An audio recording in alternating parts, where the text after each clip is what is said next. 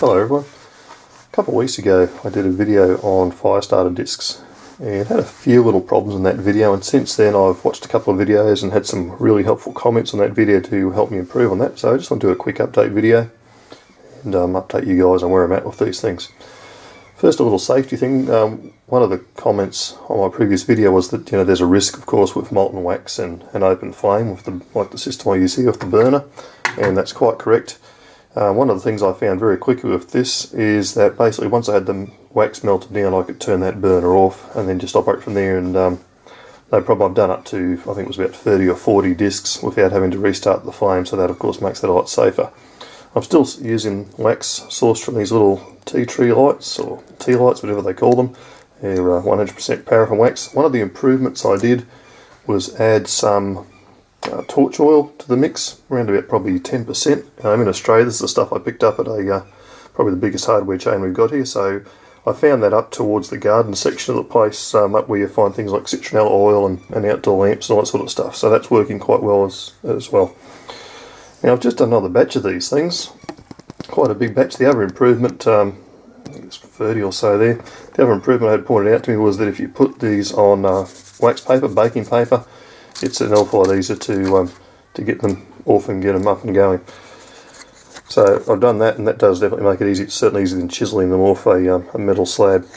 Have a quick look at these, and what you'll notice here is that's the top part as they've dried. You can see the texture of the cotton there. And the underside, of course, it's a lot smoother because the wax tends to, by gravity, go down and gives you quite a decent sort of seal.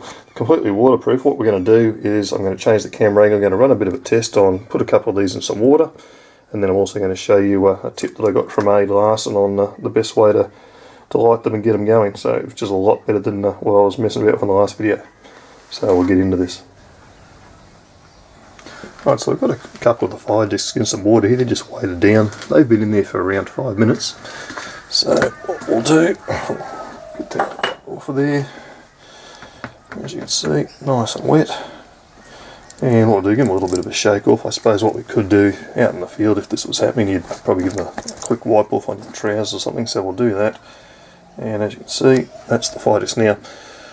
So we're going to demonstrate the fact that they're nice and water resistant and they'll still work. The other thing we want to show here is the technique that A. Larson shared with me on the best way to use these and light them. And the best way is to bend them in the middle, like so, tear them in half, and we'll just use one half. That's all we really need.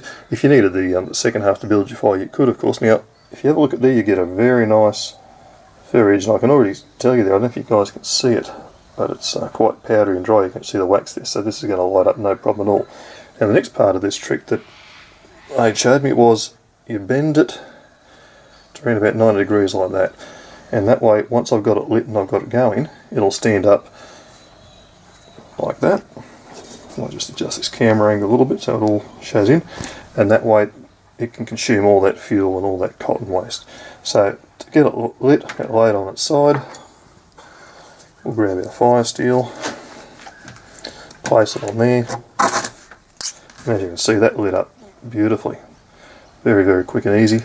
I'll just get it started a bit by holding it like so, make sure not to burn myself, and then we'll pop it down like that.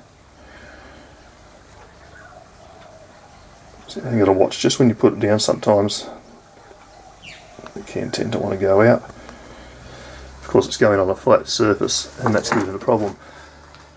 As you can see, that's burning along quite nicely now, and that'll burn probably about 2 to 3 minutes. By that stage you get your fire going rather nicely.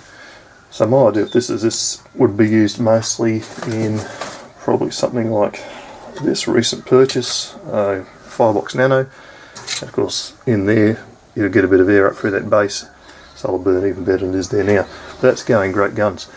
So that's working well, and keep in mind that's just come out of being soaked in water for 5 minutes and away you go. So terrific little addition to any kit, I think. Alright guys, thanks very much for watching. See you on the next one.